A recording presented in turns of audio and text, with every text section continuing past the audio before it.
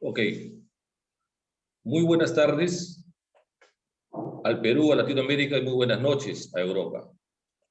Los saluda Ricardo García y les enviamos un cordial saludo de todo el equipo Universal TV Digital.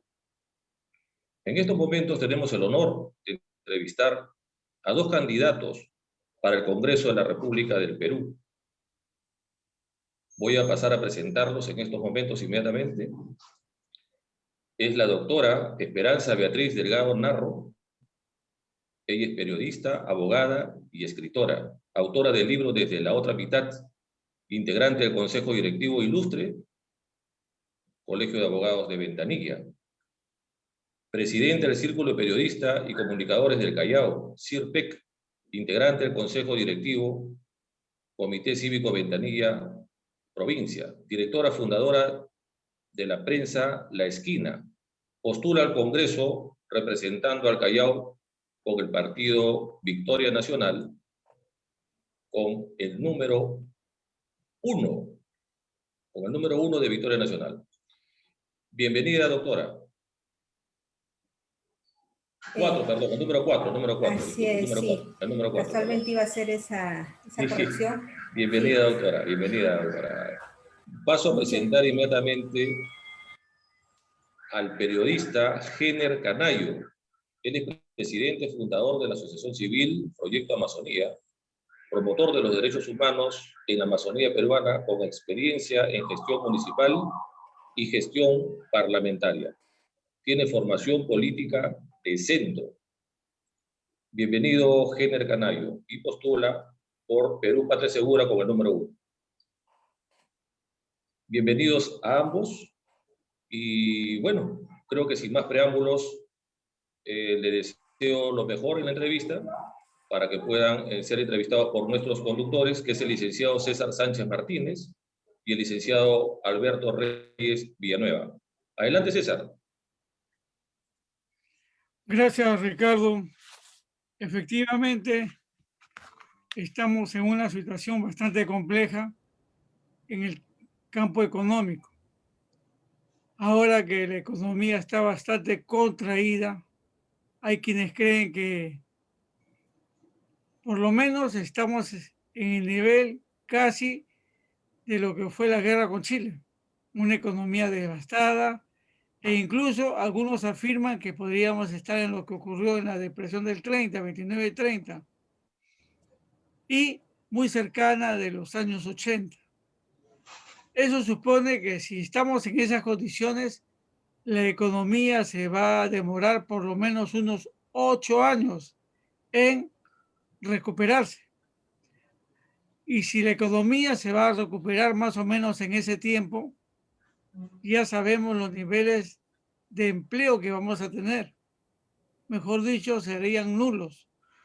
Lo que sí está creciendo, y no nos confundamos, es el sector servicios. Pero el sector servicios y comercios básicamente está creciendo el sector informal. Y como crece el sector informal, crece el empleo informal. Y el empleo informal es distinto y diferente a lo que es el empleo formal, legal. Por eso, cuando por ahí yo escucho la economía se está recuperando, ya tengo mis dudas, porque lo que estamos viendo es mayores ambulantes, gente en la necesidad de trabajar, porque la pandemia nos ha golpeado drásticamente. Uno de los objetivos de desarrollo sostenible es que tiene que haber un empleo decente. Y ese es el objetivo para los años 30 a nivel mundial. Perú es suscriptor de esa norma. Entonces, ¿cómo vamos a lograr precisamente en estos tiempos donde tenemos pandemia esas metas?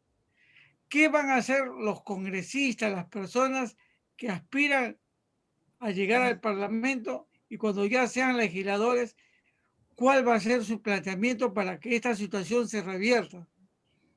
Allí no solamente se trata de hilar finamente, sino de presentar propuestas concretas que reactiven el empleo que genere riqueza. Recuerden que el empleo no se genera por decreto supremo, ni siquiera se genera por norma legal. El empleo lo hace en la práctica la empresa privada y el empleo de servicios que en este caso lo asume el Estado. Pero básicamente el empleo se genera en la empresa privada. Entonces, antes de hacerle la pregunta a nuestros amables postulantes al Congreso, vayan pensando esta reflexión, porque por ahí van a estar las preguntas. Y ahora le doy pase a mi colega Alberto Reyes Villanueva. Muchas gracias, gracias. Efectivamente, damos la bienvenida a Beatriz, a Jenner, porque son personas que se atreven a incursionar en política, ya nos dirán por qué, pero el tema de hoy es disminución de la desigualdad y la creación de empleo. Si nosotros revisamos la Constitución peruana, desde el artículo 22, de la Constitución, hasta el artículo 29, habla del derecho al trabajo, ¿correcto? ¿Sí? Entonces, si nosotros revisamos, dice que el trabajo es un deber y a la vez un derecho. ¿Sí? Así comienza ese artículo. ¿Sí? Sin embargo, lo que nos está preocupando a nosotros, que somos los ciudadanos, es que estamos encontrando un plan de gobierno como si no hubiera pandemia. Estamos encontrando un plan de gobierno como si no hubiera corrupción en extremo, que es lo que tenemos. Es un problema transversal. Estamos encontrando planes de gobierno donde pareciera que no toman en cuenta que la informalidad es lo que sostiene la economía de la nación. Y ningún país que es informal sale bien librado de crisis globales como la pandemia que nos ha tocado vivir. Hay que agradecerle a Dios que esta pandemia nos ha desnudado. Está sacando lo mejor y lo peor de lo que tenemos. Está mostrando desnuda la realidad de lo que es la infraestructura peruana para el sector salud, sector educación, ¿sí? Y cualquiera sea el modelo de proyecto que se tenga, tiene que saber que el empleo, reitero lo que dice y coincido con lo que dice César, el empleo se genera en la empresa privada. ¿Sí? Y nosotros estamos viendo que Naciones Unidas envió como un fenómeno que en Perú se habían generado un montón de empresas. Lo que no sabía es que morían y creaban otras empresas. El mismo dueño mataba una empresa y creaba otra. Y cuando se dice que un país está creciendo, cuando las empresas son productivas, no cuando son de comercio ni cuando son de servicio. Con todo ese preámbulo, queremos animar a los entrevistados para que nos digan primeramente qué es lo que propone, ¿sí?, su partido político, ¿sí?, en este tema de la disminución de la desigualdad y la creación del empleo. ¿Y qué medidas de urgencia podría estar tomando, pues, en los primeros 100 días, que van a ser cruciales, ¿no? ¿Será que el que gane va a imponer su plan? ¿Será que tendremos que buscar consensos? ¿Será que porque por primera vez ante una guerra como la de Chile, que nunca estuvimos unidos, será que esta vez podremos estar unidos? Y lo vamos a comprobar con las preguntas que va a comenzar a hacer César. Adelante, César. Gracias, Alberto.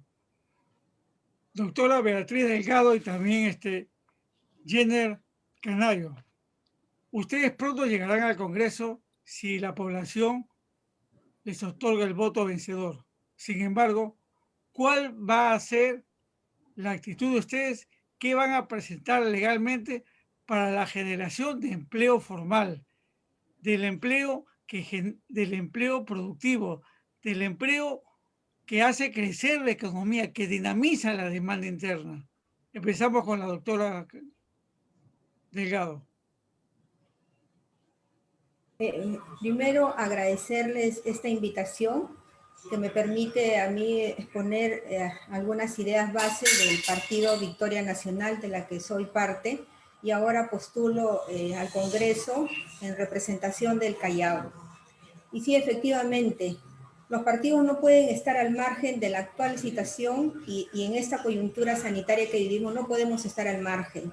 Estamos en una situación de guerra, prácticamente, de desastre, a pesar de que nuestras autoridades supremas no lo consideran así y no han sido enérgicas para tomar medidas para que nuestra población no esté mendigando por un poco de oxígeno. Y nuestros hermanos chalacos y del todo el país están muriendo por falta de decisiones drásticas que pongan en salvaguarda la integridad o el fin supremo del Estado y de una sociedad que es la persona humana. En ese sentido, de llegar al gobierno Victoria Nacional, lo primero es apelar a un pacto social con todas las organizaciones políticas de base y de la sociedad. Un pacto social resiliente que permita al país salir de esta terrible situación que, como ustedes bien lo han dicho hace un momento, similar a lo que se vivió en la guerra con Chile. Estamos así y nuestra economía también se ve afectada. Pero lo primero que hay que tener en cuenta que para salir adelante como nación tenemos que atender, y este es lo básico, lo principal y lo fundamental, es la salud. Nuestra ley en cuanto a salud ataca principalmente o la afronta de una manera curativa, no preventiva. Lamentablemente las políticas públicas se están haciendo de espalda a la población. Quienes toman las decisiones en nuestro país no se dan cuenta de que sus buenas o malas decisiones afectan finalmente al ciudadano.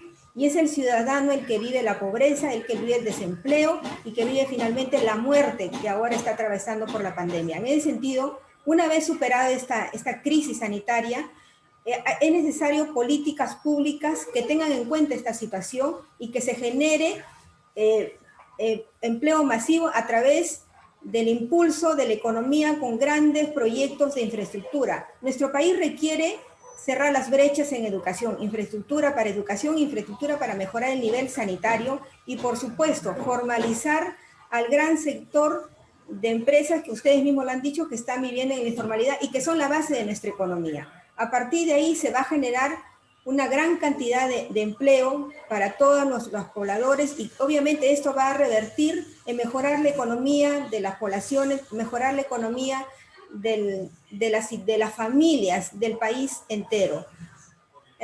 Hasta ese punto después avanzaré con algunas otras propuestas. Muchas gracias. Doctora, sí. Perdona que le interrumpa, ¿cómo piensan formalizar a todo ese grupo de gente emprendedora que quiere tener un empleo formal? ¿Cómo van a hacerlo? Lo primero es que se tiene que tener una cifra real de exactamente de cuánto estamos hablando de empresas que están trabajando en la informalidad. Y esto obviamente también trae que hay una informalidad en cuanto a la fiscalización, en cuanto a la formalidad del empleo. Lo primero es tener una cifra real de cuántas empresas estamos hablando para a partir de ahí formalizarlas, dar incentivos tributarios y que el Reactiva Perú efectivamente les llegue a estas empresas, porque hemos sido testigos que Reactiva Perú no ha beneficiado a la gran mayoría de empresas, que mayormente han sido a las grandes empresas que reunían algunos requisitos que el sector informal no lo tenía, y Reactiva Perú tiene que llegar a estas empresas para efectivamente fomentar la creación de empleo, y esto es una cadena, ¿no? Porque se formalizan las empresas, se les da inyección económica y eso va a permitir que el trabajador tenga mejores condiciones salariales, mejores condiciones en cuanto a salud, se puedan tener un seguro de vida, un seguro de salud. Eso es adelante, algo... Jenner. Sí. Adelante, Jenner. Adelante, Jenner. Gracias. Una pregunta. Gracias. Buenas tardes. Jenner Canayo. ¿Cómo estás, César? ¿Cómo estás, amigo Reyes? Un saludo a la autora y un honor poder participar en este panel y poder compartir nuestras ideas. Nosotros somos Perú Patria Segura, un partido de doctrina social cristiana y que promovemos la economía social de mercado en el régimen económico. Y eso nos compete el desarrollo sostenible de las políticas públicas que podemos emprender. Sobre ello, reactivar la economía, como ya bien lo han expuesto nuestros panelistas, es un tema de facilitar el emprendimiento, porque el 80% de empleo lo genera el sector privado, el 20% el sector público. Y ahí vamos a trabajar de la mano, primero, que nuestro candidato presidencial es producto del emprendimiento. A los 17 años emprendió un negocio de enlatados en Guinea, luego se hizo agroexportador, ahora es director de la Sociedad Nacional de Industria, y esa experiencia lo vamos a volcar porque sin investigación no podemos darle valor agregado a nuestros recursos naturales. Entonces vamos a invertir en investigación para poder identificar las propiedades de nuestros recursos naturales, para darle valor agregado y poder venderlo. A través de ello vamos a generar empleo en nuestro país y destrabar las obras que están paralizadas en este momento, como el caso Tía María, para poder dinamizar la economía.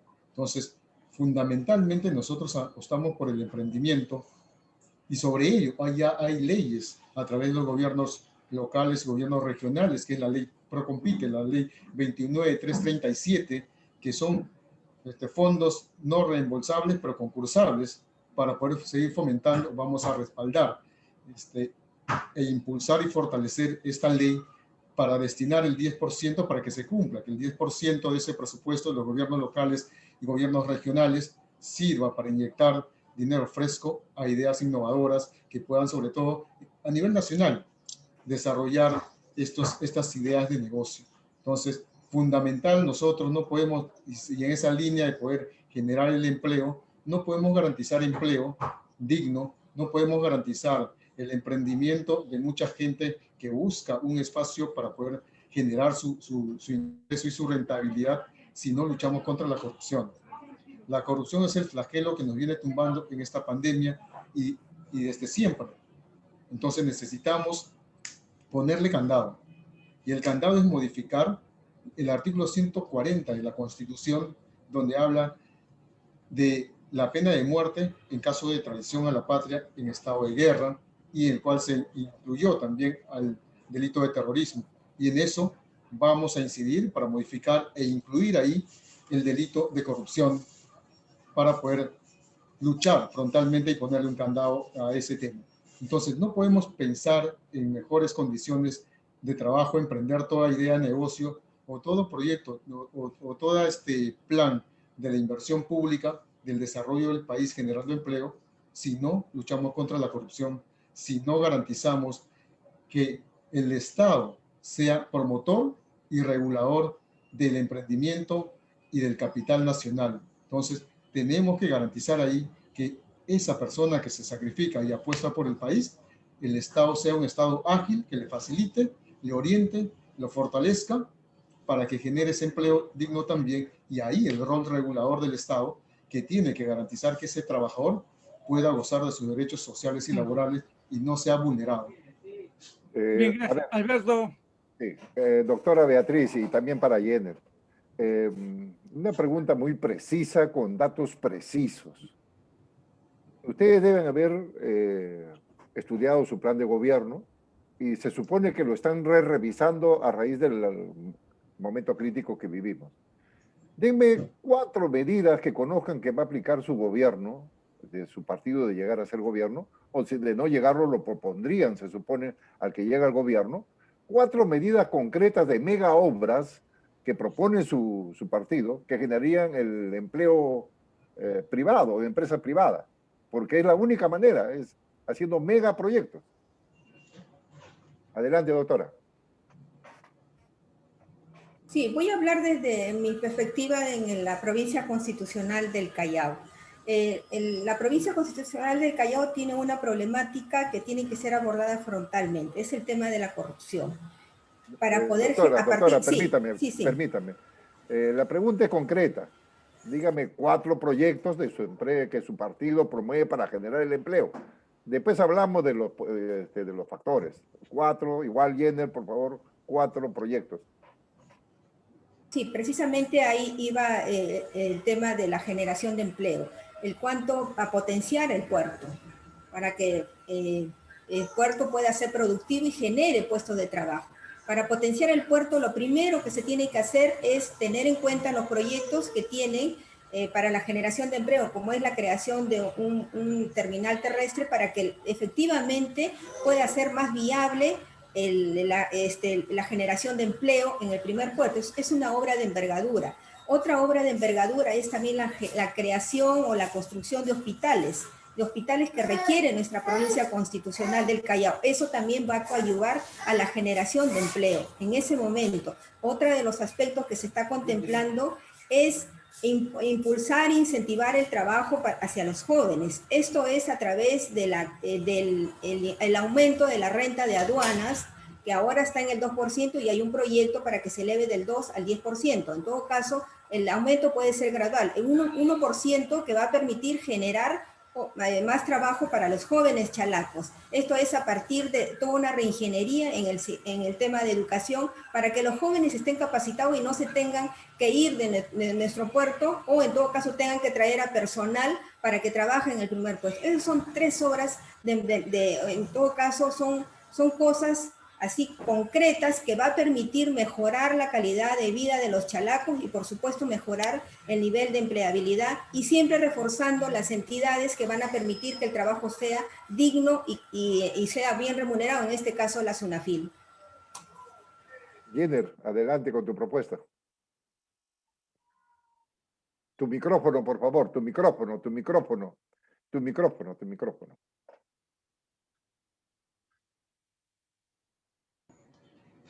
Bien, con lo que corresponde a nosotros, con nuestro candidato presidencial, Rafael Santos, de Perú Patria Segura, tema puntual en el tema de salud, vamos a dotar de plantas de oxígenos a todas las regiones del país y prioridad el tema de las vacunas. Y el tema de las vacunas para inmunizar a todos los peruanos para poder reactivar la economía, porque ya lo demostró nuestro candidato presidencial el 23 de diciembre cuando convocó una conferencia de prensa donde hubo un acuerdo con los laboratorios rusos para la vacuna Sputnik de las 5 millones de vacunas del primer semestre, en el cual eso desencadenó todo el tema de la prisa que tuvo el gobierno de Sagasti para la compra de las 300.000 vacunas y todo el show que ha generado.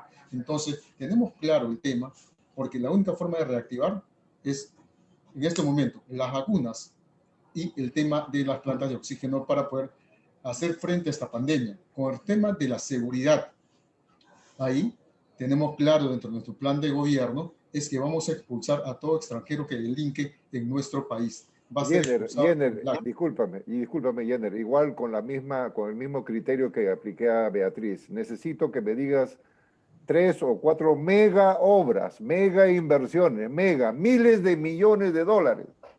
Estamos hablando por temas, estoy hablando, después viene el tema de empleo para poder a los emprendedores con el crédito, pero vayamos al tema de infraestructura, tenemos que reactivar el tema de Tía María, fundamental para poder darle el impulso a la economía. Sobre el tema que corresponde a nuestra región Loreto, es la conectividad Moyobamba-Iquitos. Es una inversión importante para conectar la selva peruana con la costa. Entonces tenemos trabajando la carretera Nauta con la costa. Son proyectos importantes que están dentro de la Ley de Desarrollo de la Amazonía. Entonces, ese es un tema para reactivar y es un tema de decisión política. No es que vamos a generar la ley o que vamos a tratar de hacerlo. Está en la ley, solamente tenemos que aplicarlo y de llegar Patria Segura, esos proyectos van a ser viables y van a generar empleabilidad en esta parte del país. Adelante, César. Me preocupa César, que... César, un momentito. Digamos, sí. César, un momentito, disculpa.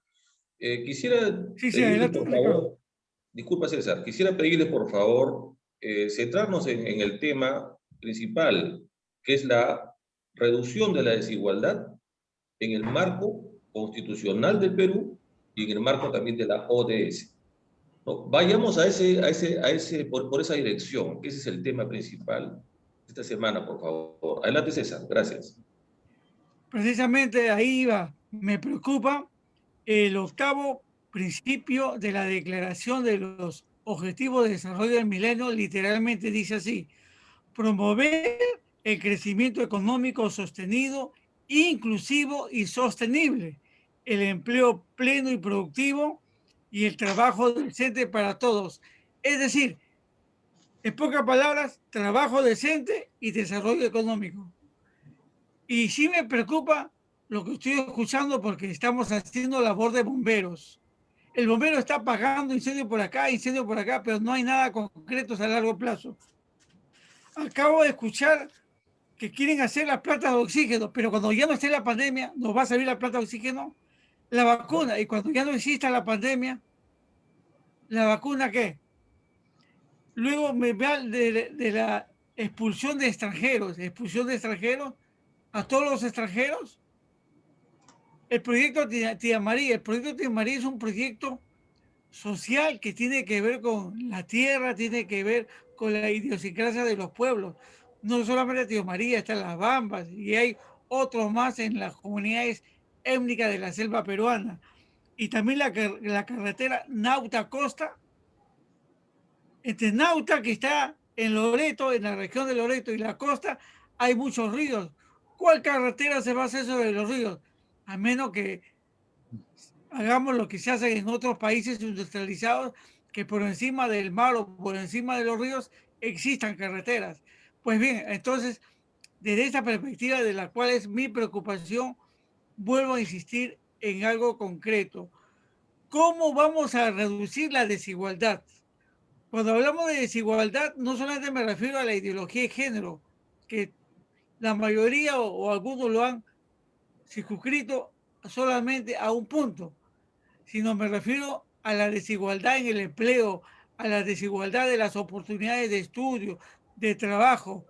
Un mismo empleo, un mismo trabajo, el hombre gana un poco más que la mujer, cuando debería ser iguales, cuando hombres y mujeres deberían tener las mismas opciones para ir a la escuela.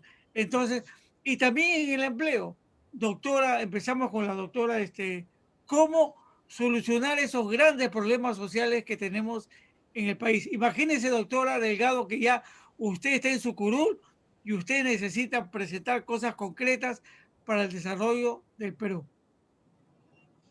Sí, tiene mucha razón. Para lograr erradicar esas brechas y lograr una igualdad, en todo caso derechos equitativos para todos los pobladores, para todos los habitantes de nuestro querido país, es mejorar las condiciones o acortar las brechas en el tema de salud, educación y empleo.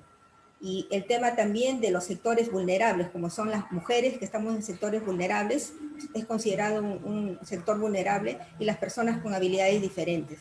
Si no abordamos estos temas, entonces como país no vamos a avanzar mucho y no vamos a lograr aquí a unos años o hasta el 2030 no vamos a lograr erradicar estas brechas. En el tema de educación tenemos que entender de que se tiene que avanzar. Actualmente estamos en el PBI es del 3.8, creo, si no me equivoco, del presupuesto para educación. Victoria Nacional está proponiendo llegar al final de su gobierno, de llegar al gobierno al 6% en cuanto a educación. Y esto pasa por mejorar la infraestructura, mejorar las currículas, teniendo en cuenta la particularidad de cada población. En este caso, que se tenga en cuenta que el Callao es una zona netamente urbana, y en otras partes del país también tendrán que tener su particularidad y tendrán que tener su propio plan de educación. Eso en cuanto a educación, que se tienen que ver también en la etapa inicial con respecto a la alimentación de los niños, porque tenemos altos niveles de desnutrición. Si me permite, en el 2006, en Ventanilla, que está en el Callao, se fijaron porque teníamos bajos niveles en nutrición y altos niveles de desnutrición, y había sido declarado la zona urbana con menor desarrollo humano. Y se tenían que cumplir las metas de milenio en Ventanilla. Por eso es que se iniciaron esfuerzos no solamente del gobierno local, regional y provincial, sino también de instituciones internacionales. Y hoy Ventanilla, del 60% de prevalencia de anemia, se disminuyó al 40%, porque fue un trabajo articulado. Eso para mejorar los niveles de educación, porque mal haríamos trabajar el tema curricular o el tema de presupuesto si no atacamos una de las barreras principales que impiden que el niño crezca, mejore su desarrollo, que es la anemia. Entonces, en el tema de educación tenemos que atacar frontalmente para disminuir esa brecha. Y lo mismo tenemos que hacer en salud. Si no atacamos estas deficiencias que hemos tenido por años en salud, no solamente de este gobierno, sino han sido años gobiernos que no han tenido políticas públicas claras que permitan disminuir estas brechas. Últimamente ha salido una ley que declara en emergencia el sistema de salud. ¡Qué tarde! Recién, cuando vamos a cumplir un año, recién sale esta ley que pone en emergencia el sistema de salud. Necesitamos políticas públicas urgentes, necesarias y drásticas, porque nuestros hermanos tienen que tener acceso a la salud, a la educación y una vivienda digna. Por eso también se va a implementar grandes proyectos de vivienda que sea accesible a todos los sectores. Esos son uno de los aspectos. Espero responder en parte. Y también me olvidaba, con respecto acá a Ventanilla, se tienen que potenciar los parques industriales. Por ejemplo, en Parque Porcino es una zona altamente descuidada, que está dedicada a la crianza de porcino, pero pueden ser tranquilamente destinados al depósito de containers para un poco descongestionar la avenida Gambetta, que actualmente ya está saturada, ¿no? Y ese es la entrada del principal puerto del país. Eso sería por ahí. Gracias, doctora. Señor Canayo. Sí, ¿cómo está? Buenas tardes. Sí, un poco para explicar, seguramente es el desconocimiento a la problemática de la Amazonía, para lanzar un comentario muy ligero, el que no se puede hacer. Los proyectos están y están dentro de la viabilidad. Sobre ello, no podemos hablar de mejorar la educación, mejorar la salud o mejorar cualquier sistema de políticas públicas del Estado si no identificamos el meollo del asunto. El tema muy puntual. La desigualdad viene por un tema de informalidad. La informalidad es el camino de la corrupción y la corrupción se embandera cuando no hay conectividad. Entonces, cuando no hay un gobierno digital, es más fácil vivir bajo la sombra de la corrupción. Entonces, necesitamos combatir la informalidad, necesitamos combatir la corrupción, pero para ello, en el 2013 salió la ley 29904, para la creación de la red nacional, de la red dorsal nacional de fibra óptica. Necesitamos digitalizar el Estado, porque si no digitalizamos, ¿cómo transparentamos la administración pública? Entonces, eso es lo que tenemos que hacer, y esta red dorsal nacional de fibra óptica le ha costado al gobierno peruano 333 millones de dólares. Y está abandonado sin hacerlo uso, y eso podría muy bien acortar las brechas, como menciona la doctora, en tiempo real, gracias a la fibra óptica, donde no tendríamos que ir a tremendas colas al banco por un tema de pensión 65, no tendríamos que hacer tremendas colas, amanecernos en la puerta de una posta de un hospital, si tendríamos el gobierno digital. Tenemos a la mano, hagámoslo eso, y sobre ello poder aplicar, podemos elevar, muchos plantean 6, 10, 12% en el tema de educación, sobre todo acá en la Amazonía, y sobre todo en la región Loreto, que adolece porque estamos cercenados geográficamente. Somos la única región que no tenemos conectividad vía terrestre. Y es por eso enfatizamos este tema, porque somos los marginados y el patio trasero del Perú. Ningún gobierno, excepto en este momento con Perú Patria Segura, porque Rafael Santos estuvo acá en la región Loreto visitando las zonas productivas. Entonces, necesitamos combatir un tema muy puntual, informalidad. Necesitamos luchar contra la corrupción y necesitamos hacer un gobierno digital para tener el Estado a un clic de distancia. Y sobre ello va a funcionar cualquier política pública que podamos emprender para poder darle ese desarrollo, ese bienestar que todos los peruanos necesitan. Entonces, solamente una pregunta, señor Canayo, algo corto, respuesta corta. ¿Usted piensa mandar al paredón a los corruptos y a los informales también al paredón? A ver, creo que hay un tema Pena de muerte, mencionó usted. Un tema muy puntual de comunicación. Y lo que hablamos ahí, el tema de los delitos de corrupción tienen que ser considerados traición a la patria. En el tema de seguridad, estamos hablando a todo extranjero que delinque en nuestro país tiene que ser expulsado, ¿no? Y sobre ello, mi posición en lo personal es que tenemos que salir del pacto migratorio. No podemos tener la puerta abierta a cada personaje que viene a destruir la vida de los peruanos. Entonces, así como nosotros podemos salir a otras partes con toda la documentación en regla, ellos también tienen que tener las mismas prerrogativas, entonces, pero también las mismas oportunidades. Entonces, hay que tener las cosas claras para emprender el cambio que el país necesita, y para eso necesitamos firmeza, claridad y conocimiento de la estructura del Estado. Señor Canayo, yo quisiera justamente preguntarle algo a usted y también a la doctora. ¿Cómo? El cómo. Por ejemplo, usted habla de los informales, ¿no? Pero ¿cómo solucionaría? Tenemos tantas décadas de que no se soluciona el tema de la informalidad. ¿qué usted propondría para solucionar este tema de la informalidad? Por ejemplo, también le entiendo la pregunta a la doctora, pero el cómo, ¿ah? Ya sabemos que hay más de 80% informales. ¿Cómo aportaría usted, en caso que ocupase una curul, para solucionar un poco, o al menos dar una fórmula, o su partido, qué haría para dar una fórmula para solucionar el problema de la informalidad, o disminuirla al menos? Sí, para poder aplicar una política pública, lo que necesitamos es identificar. Y para ello necesitamos tener el Registro Nacional, en este caso, del comercio ambulatorio, y trabajar de la mano con los gobiernos regionales y municipales para poder identificar y saber cuánto, a qué población podemos afectar y a qué población podemos beneficiar. Si no, ninguna política pública sobre teoría va a poder cambiar. Necesitamos crear el Registro Nacional del Comercio Informal para identificarlo y sobre ello generar las condiciones y las oportunidades y dentro de ello para que puedan gozar de su dignidad. Entonces, la propuesta nuestra es el Registro Nacional del Comercio Informal para sobre ello aplicar la política pública que ya existe. Mira, la gente no aprovecha y no se le exige también el tema de la ley Procompite, que es un fondo no reembolsable, pero concursable, de ideas de negocio. Entonces, tenemos que hacer eso para orientarlo y sobre todo transparentarlo, y tiene que haber el gobierno digital.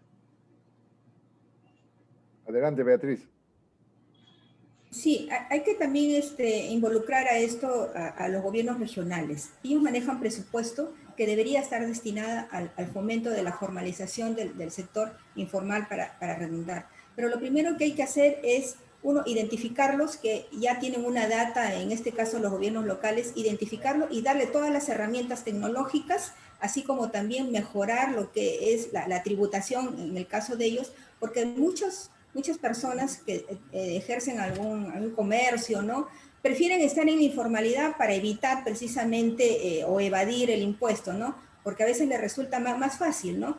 Pero eso es una competencia desleal para quien en algún momento está pagando o está tributando, ¿no?, ya sea la SUNAT como el gobierno local. En ese sentido, se les tiene que dar todas las herramientas para ingresarlos a la cadena productiva. Y de esta manera también en algún momento puedan ser proveedores del Estado, si es que están formalizados con la debida capacitación, con las debidas beneficios que se les pueda dar al momento de ingresar a la formalidad. Y esto es una inversión que va a hacer el Estado, es cierto, pero esta inversión rápidamente va a ser retribuida al mismo Estado, porque al empezar a generar y a empezar a tributar, esto va a redundar en el mismo beneficio del mismo país, ¿no? Eso es principalmente. Uno de los grandes problemas que estamos notando en los políticos y los que están incursionando en política es que no tienen bien claro la división de qué cosas postular al Ejecutivo y qué cosas postular al Legislativo. Cuando nosotros vemos qué proponen, están proponiendo cosas ejecutivas, que no va a pasar por el Congreso. Lo que a mí me interesa es que digan qué van a hacer cuando estén sentados en el Congreso. ¿Sí? Y ahí voy a lanzar mi pregunta.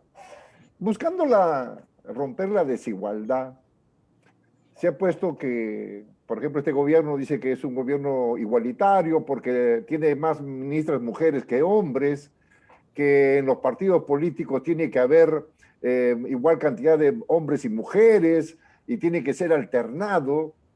¿No será que estamos chocando con la meritocracia? ¿No será que deben llegar los mejores, no interesando si es joven, si es adulto, si es adulto mayor, si es de sexo masculino, femenino? ¿No era que las mentes brillantes debían llegar a gobernar? Muchas veces hablamos de desigualdad, pero yo les quiero plantear eso. En una empresa privada, yo contrato al más capaz. Yo no contrato, no me interesa si es hombre, no me interesa si es mujer. Le voy a poner un ejemplo. Yo tengo mi empresa donde el 100% de trabajadores son mujeres. Entonces me deberían denunciar. ¿Sí? El 100% son mujeres. Y yo les pago tan igual que como si fuera hombre. Aún más, les doy bonificación porque sé que en cierto momento hacen algo especial y los reconozco y les doy. Entonces, ¿no será que bajo el manto de la desigualdad en cuestión de género estamos desplazando a los más capaces? Y la segunda parte de mi pregunta es, muchas veces, el lado opuesto, Jano tiene dos caras, ¿sí? Lado bueno y lado malo. Muchas veces, el aparato, las empresas creen que el Estado es su vigilante, su guardián, el fiscalizador, y el Estado invierte demasiado en fiscalizar, porque hay mucha permisividad a la hora de aplicar sanciones a empresas que no son formales. Pero ¿cómo aplicar sanciones tan drásticas si está siendo esta misma empresa que genera empleo, está siendo combatida, tiene de rival a informales que el Estado permite que existan? Esa dicotomía quisiera que me le expliquen qué cosa plantea el partido de Beatriz y qué plantea el partido de Henner. Por favor, adelante, Beatriz. Bueno, han sido varias preguntas, ¿no? Pero también habría que precisar que si bien es cierto, cuando uno llega al Congreso, uno tiene no solamente el tema de legislar, sino de fiscalizar y representar. Y en esa función se debe de pedir a las autoridades de los diferentes niveles de gobierno que ejerzan un trabajo que beneficie a la población que representa, ¿no? Porque muchas veces no cumplen sus planes de gobierno o sus planes de desarrollo concertado, ¿no? Por eso es necesaria la fiscalización. Y con respecto a lo que me preguntas, ¿no? Si, sobre los méritos, yo creo que sí, tienes mucha razón. Quienes tienen que estar al frente de quizás entidades rectoras, quizás dirigiendo, tienen que estar el más capaz, ¿no? Sean jóvenes, mayores, ¿no? La experiencia vale mucho. Y en el tema del sector público es también tener claramente cuál es la función del funcionario, ¿no? Últimamente hemos visto que el funcionario no ha cumplido a cabalidad su función, ¿no? O la finalidad. Entonces, yo creo que más vale el compromiso, la capacidad también, por supuesto, independientemente si sea joven, adulto, hombre o mujer. Yo sí estoy convencida en eso, ¿no? El tema de la meritocracia, ¿no? Y también tener mucho cuidado, pues, porque cuando cambian de gobierno o cambian de autoridades, ingresa personal que no está capacitado y pasan estos problemas, pues que no se ejecutan, o grandes obras, o finalmente viene el tema de la corrupción, ¿no? Eso es, a mi entender. Adelante, Jenner. Tu micrófono, Jenner, tu micrófono, Jenner. Sí, para corroborar, sí, el tema de la facultad dentro de la hermenéutica parlamentaria va en la propuesta que decía crear el Registro Nacional de Comercio Ambulatorio. Sí es facultad porque el Congreso no tiene capacidad de gasto. Entonces, en esa línea, esa propuesta es concreta, está dentro de la hermenéutica parlamentaria. Entonces, sobre el hecho del tema de la capacidad, yo también comparto el tema, es un tema de capacidad, no importa si es hombre o mujer, y la igualdad en el tema del salario, y ahí es un reto que tenemos que trabajar para garantizar desde el Estado que toda persona con capacidad y en el tema de igualdad de oportunidades pueda desarrollarse y ganar lo que le corresponde. Y ahí para garantizar el tema de la meritocracia que hablamos dentro de, sobre todo en la parte del Estado, porque en el privado es un manejo distinto. Entonces, vamos a esa línea, creo que podemos concertar y podemos caminar juntos, no importa en qué bancada, de qué color seamos, pero creo que vamos a esa línea de poder empoderar, el empoderamiento de la capacidad, porque nos vamos a veces por las ramas, pero no vamos al tema de fondo. Sobre el otro tema, sobre el tema de la promoción de oportunidades de las empresas, hay un modelo acá en Loreto, básicamente en la localidad de Tamishiacu, del distrito de Fernando Lores.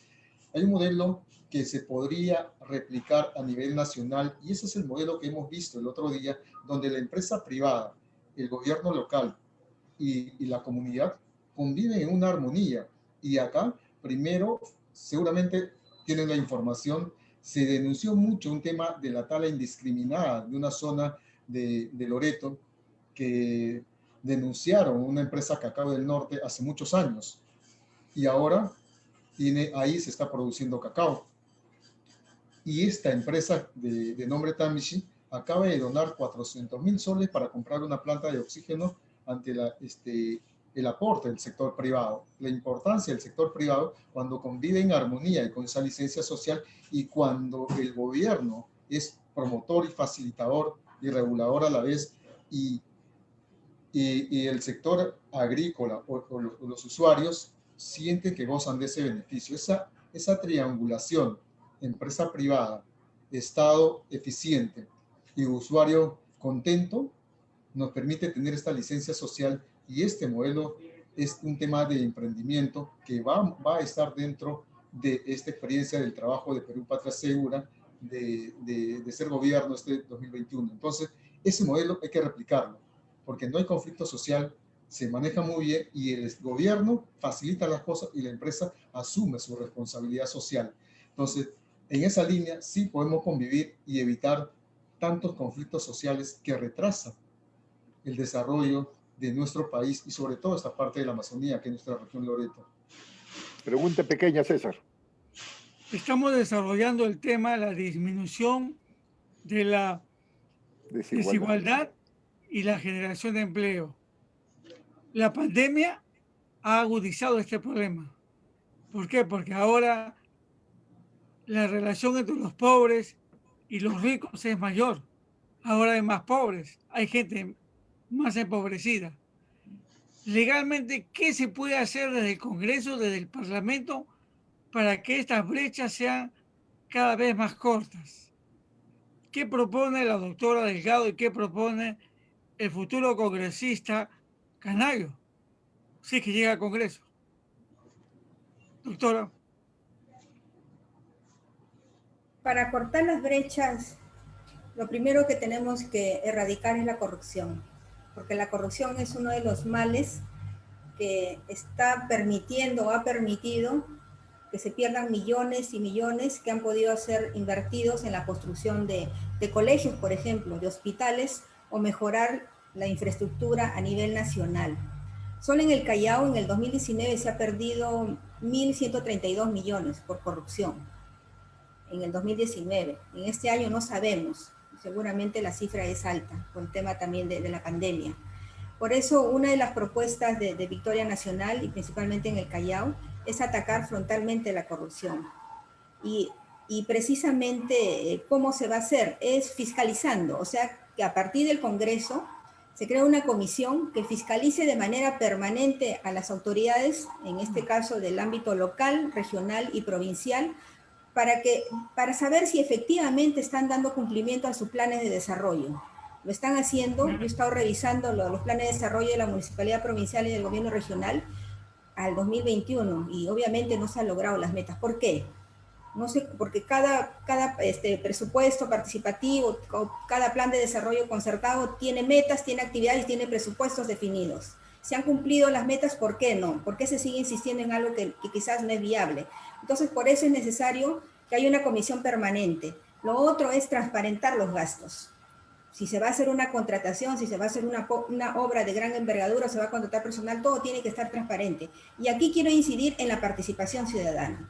El poblador tiene que estar organizado para fiscalizar a sus autoridades y para saber si se están realizando los gastos que se deberían realizar y si se están llevando a cabo los grandes proyectos de envergadura que va a permitir, por ejemplo, al Callao erradicar la violencia o mejorar los niveles de empleabilidad en los jóvenes y en los diferentes sectores del Callao. Eso es principalmente transparentar la información del gasto público. Pero también hay que incidir, queridos amigos, para lograr acabar con estas brechas, que la población tiene que entender que tiene que participar. Y una forma de participar es exigiéndole y exigiéndole transparencia en los gastos a las autoridades y organizándose directamente y siendo parte del cambio. Yo sé, en un momento han dicho que quizás los congresistas estamos invadiendo las competencias de otras instancias de gobierno, pero el congresista también tiene que entender que representa a una población y tiene toda la facultad para exigirle a las autoridades que cumplan con su trabajo para que se acorten las brechas, para que no haya más jóvenes que en algún momento, yo escribí una crónica periodística en Ventanilla, que los jóvenes se cansaron y quemaron su colegio, porque le querían decir a la autoridad que tenían que estudiar dignamente. Eso es la corrupción y eso es lo que evita que se borren las brechas. Bien, Adelante, gracias, Kenneth. señor Ganayo. Sí, nosotros vamos a aplicar la prerrogativa parlamentaria, que es el de fiscalización y el tema de control político. Para ello, para aplicar el tema de la fiscalización, tenemos la prerrogativa de pedido de información. Vamos a pedir información a todas las instituciones, en este caso del sector salud, ahora con el decreto de urgencia, en el cual el día sábado ha pasado las direcciones de salud al Ministerio de Salud. Se ha centralizado ahora en ese orden. Vamos a pedir información, en este caso sobre la región Loreto. ¿Por qué no están, primero, que levanten el tema de la huelga médica? Hay una huelga médica desde el 13 de enero y el gobierno, bien, gracias, con él no es la cosa. Estamos en pandemia, pero no da la importancia al personal más importante, al guerrero más importante de esta pandemia, que es el médico. Sobre ello, con ese rol fiscalizador, vamos a garantizar, fiscalizando, que las medicinas estén abastecidas en todas las farmacias de los 3 niveles de atención en salud, de la posta, centro de salud y los hospitales. Porque si no tenemos médicos, si no hay medicina, esta pandemia no va a desaparecer. Sobre ello, importante ahora que el gobierno ha pasado las direcciones regionales de salud al Ministerio de Salud, ahí viene nuestro trabajo de control político. Vamos a interpelar a la ministra de Salud. Sí, si no está haciendo su rol luchando contra esta pandemia. Y si no estamos de acuerdo con esa interpelación, lo censuramos. Porque esos son nuestras prerrogativas dentro del control político. Entonces, sabemos a dónde vamos, sabemos los pasos que dar, y es por eso que vamos a aplicar dentro del reglamento del Congreso de la República, que es la herramienta jurídica de todo congresista de la República, y nuestra Constitución, para garantizar que los servicios del Estado sean de bienestar al ciudadano. Gracias, gracias. Jenner, conozco Iquitos. Cuando estuve en Nauta, un poco más y me puse a llorar. No había infraestructura a pesar del boom petrolero que hubo en ese entonces. No existe nada de infraestructura. Iquitos, con un puerto de categoría internacional, con una conexión Iquitos, Yurimaguas, Piura, ¿sí? Sea férrea o sea carretera, pero necesita también la interconectividad satelital, ¿sí? Satelital, porque los pueblitos de adentro no les va a llegar la fibra óptica. Ahí es la satelital. En el Callao, el megapuerto en la isla de San Lorenzo, el megapuerto, un hub en el puerto. No pensar en cosas pequeñas, necesitamos pensar en grandes que van a generar miles de puestos de trabajo. Y las pequeñas empresas que sean el soporte de los servicios que requieren estas megas inversiones.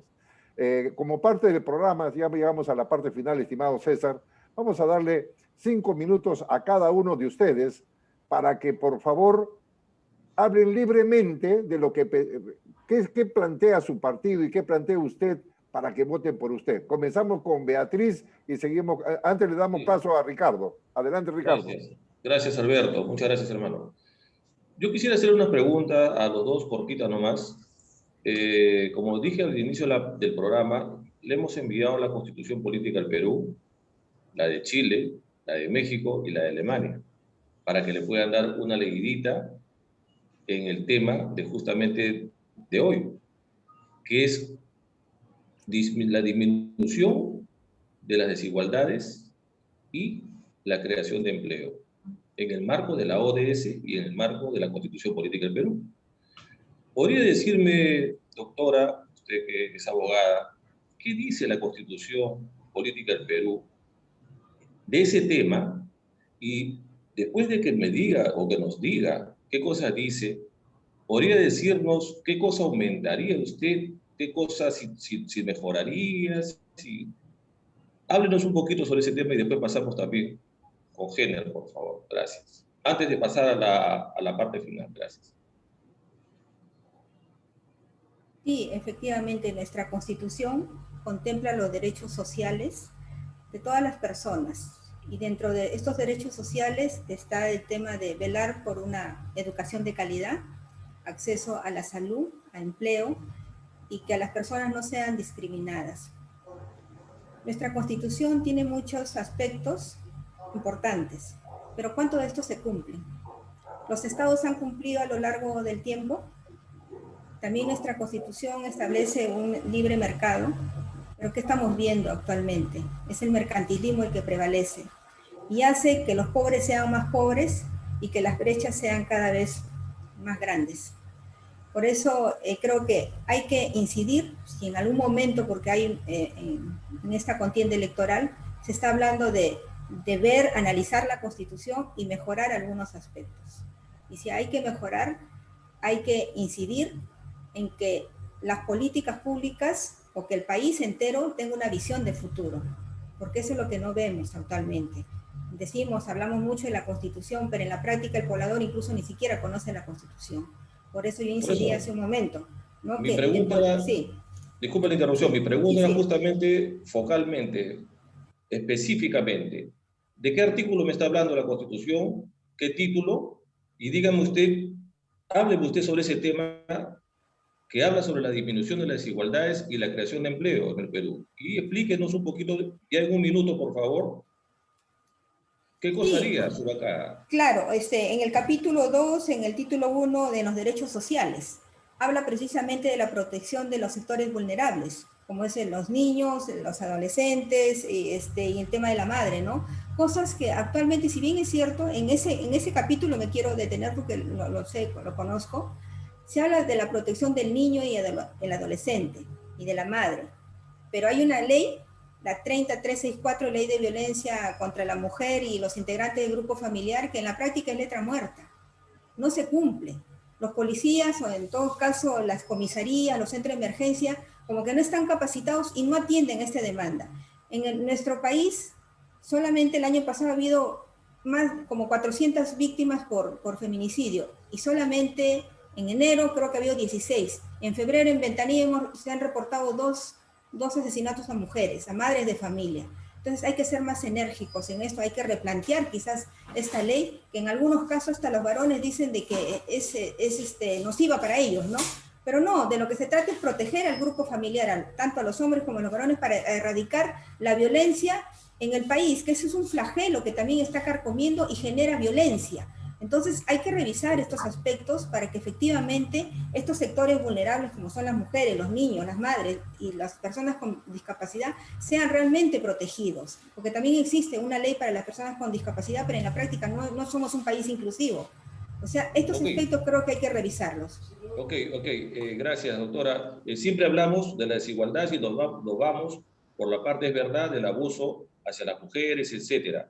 ¿No? También hay abuso para hombres también, pero lógicamente más abultado para las mujeres. Eso es verdad. Pero también abarca un poquito más, porque no solamente eso es desigualdades, también las desigualdades económicas, esa polarización que hay mucha gente de extrema pobreza y hay mucha gente que tiene mucha riqueza.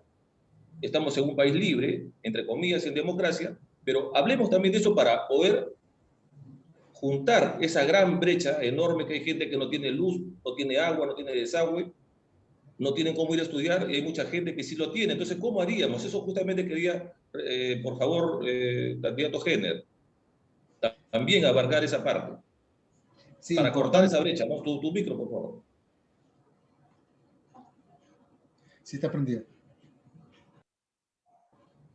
Importante el tema, sobre todo, estamos revisando dentro del artículo 66 de la Constitución sobre el tema de nuestros recursos naturales, en el cual nuestros recursos naturales, renovables y no renovables, son patrimonio de la nación.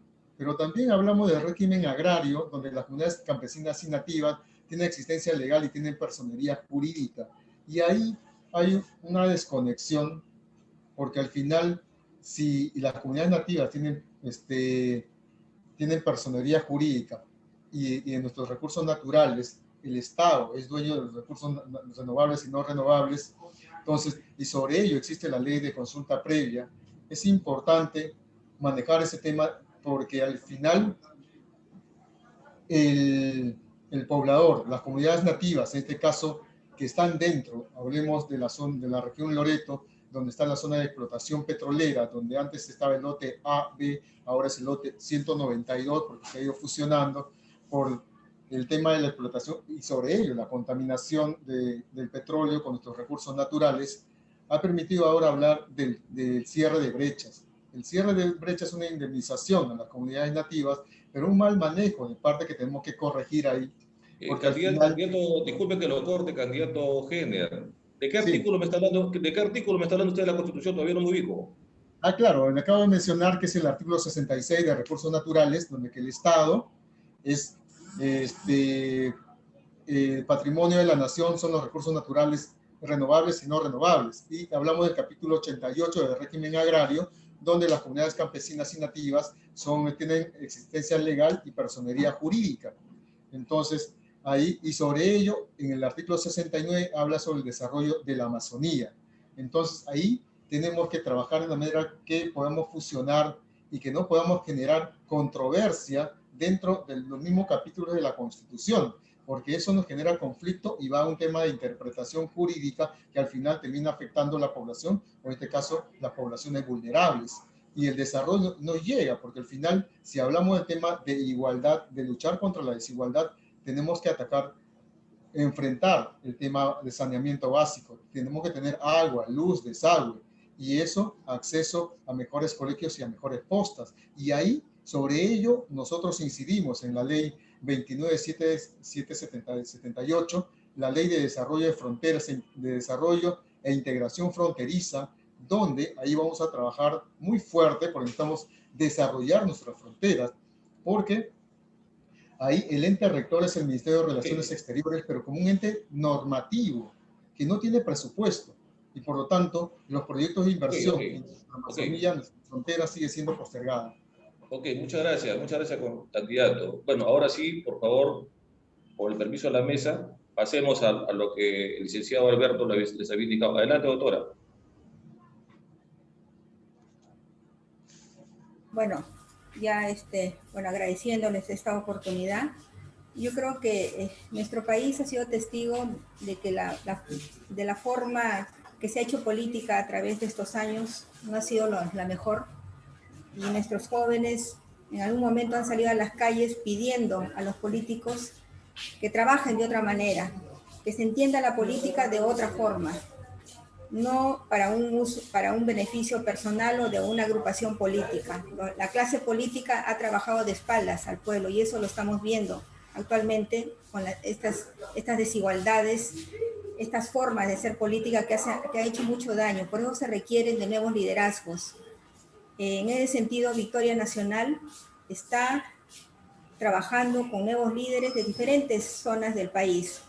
Victoria Nacional es un partido nuevo que está en formación, que está creciendo día a día, y nosotros queremos transformar nuestro país para que se convierta en una nación inclusiva, más justa y solidaria, porque entendemos que dando prioridad a los sectores menos favorecidos vamos a crecer como nación y vamos a crecer como sociedad.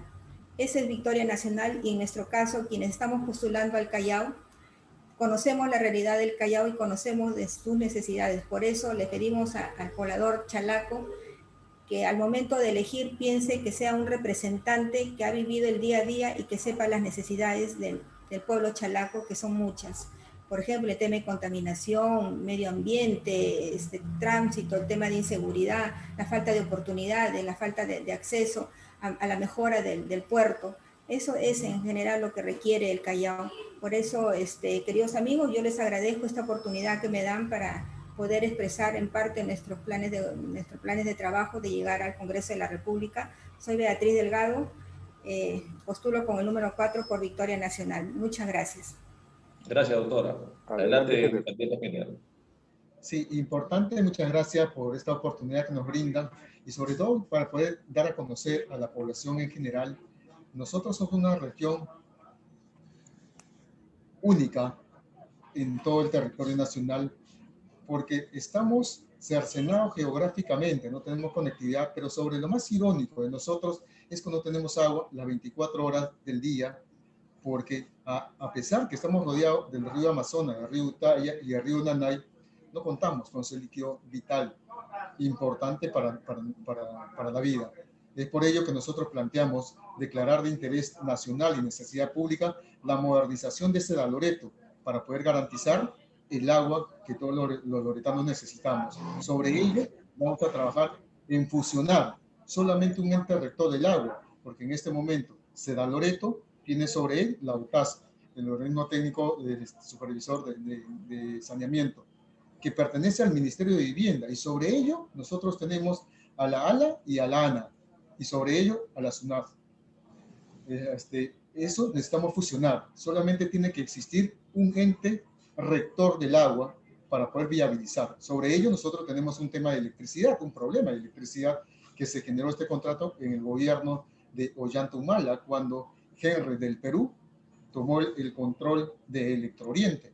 Este contrato lesivo, tenemos un servicio precario, pésimo, y si no tenemos agua, no tenemos electricidad, es muy difícil de pensar en industrializar nuestra región Loreto. Es importante porque nosotros tenemos la puerta abierta al Atlántico y somos considerados el primer puerto fluvial más importante de la Amazonía, pero sin embargo no tenemos la mirada. Nuestras autoridades no están mirando el verdadero desarrollo del país. Nosotros hemos alimentado el petróleo toda la vida, hemos generado ese desarrollo a través del caucho en la historia y tenemos el acceso al Amazonas que bien podríamos generar. Necesitamos el tema de volver a ser aeropuerto internacional como lo éramos antes, para poder reactivar nuestra economía a través del turismo, toda vez que el petróleo ya no es el recurso que nos permite mover la economía. Entonces tenemos claro el tema para poder avanzar. Por eso a nuestros hermanos y hermanas loretanas y al Perú entero les pedimos reflexionemos, porque acá tenemos nuestras reservas y nuestros recursos naturales que nos van a llevar al desarrollo, pero necesitamos generar las condiciones de régimen especial para poder industrializar, y sobre ello necesitamos recuperar la autonomía del Instituto de Investigación de la Amazonía Peruana, que en este momento fue absorbido por el Ministerio del Ambiente. Necesitamos seguir investigando para generar plantas pilotos de los productos que tenemos, para entrar al mercado más importante que tenemos al frente de nosotros. El tercer mercado más grande del mundo es Brasil, y nosotros no lo estamos aprovechando. Por eso el Tratado de Libre Comercio, para poder generar el desarrollo del Perú desde la Amazonía, desde la Loreto. Ok, candidato. Bueno, yo les cuento que yo soy chalaco y amo mucho Loreto. O sea, en otras palabras, yo creo que hay que amar a todo el país, a todo el Perú. Y la verdad que es verdad lo que dice Jenner Canayo, es una pena Loreto siendo un lugar tan hermoso que se podría convertir en un paraíso, sinceramente, por los gobernantes ineptos que hemos tenido, que ojalá que vengan unos nuevos, es que no desarrollamos esa parte del Perú tan prodigiosa. En otros países que no tienen la riqueza que tenemos nosotros, hasta venden energía eléctrica. Y es el colmo que en nuestro país, teniendo esos ríos tan caudalosos, no padezcamos de energía eléctrica, como bien lo acabas de mencionar. Bueno, si tienen algo que el licenciado Alberto, el licenciado César, agregar algo, por favor, para ya despedir. Jenner, te doy un dato. Los bonos verdes están ahí. Tienen que hacer reforestación. Solamente haciendo reforestación de la selva con las plantas nativas, con árboles nativos. Por ahí hay fondos que pueden pasar y faltaría mano de obra para invertir. Igual en el Callao. Megapuerto, ¿no? Un puerto hub tiene que ser mega obra. Sí, ya es tiempo que el Perú piense en grandes proyectos. Iquitos, ¿no? El Perú está en deuda con Iquitos. ¿Sí? Los que conocemos la selva, sabemos del potencial agrícola, de bosques, nutricional, de alimentos, y no tenemos por qué tener ese departamento, esa región abandonada como la tenemos actualmente. Yo creo que hay una nueva oportunidad para el Callao, una nueva oportunidad para Iquitos, y eso está en ustedes. César. Simplemente les deseo muchos éxitos a los candidatos y ojalá pues que el candidato Harold Forsyth pueda por lo menos tener la mitad de la sapienza de la doctora Delgado. Si es así, si tuviera la mitad, pienso que ganaría. Doctora, usted debió ser la candidata presidencial. Gracias por el halago. Muchas gracias. Acá nosotros somos totalmente imparciales con todos los candidatos, somos amigos de ellos y les deseamos lo mejor. Muchas gracias y que el Perú sepa por quién votar y que sea bueno para el país. Muy amables a todos. Muchas gracias. Gracias. Estamos hasta una Hasta nueva luego. oportunidad. Gracias, Alberto. Gracias, Dios me César. los bendiga. Gracias. Gracias, Gracias, Heiner. Beatriz. Lo mejor. Gracias. Dios le Muchas bendiga. Muchas gracias a Gracias, ustedes. Heiner, gracias, Igual. Gracias a todos. Beatriz. Gracias, gracias. Grato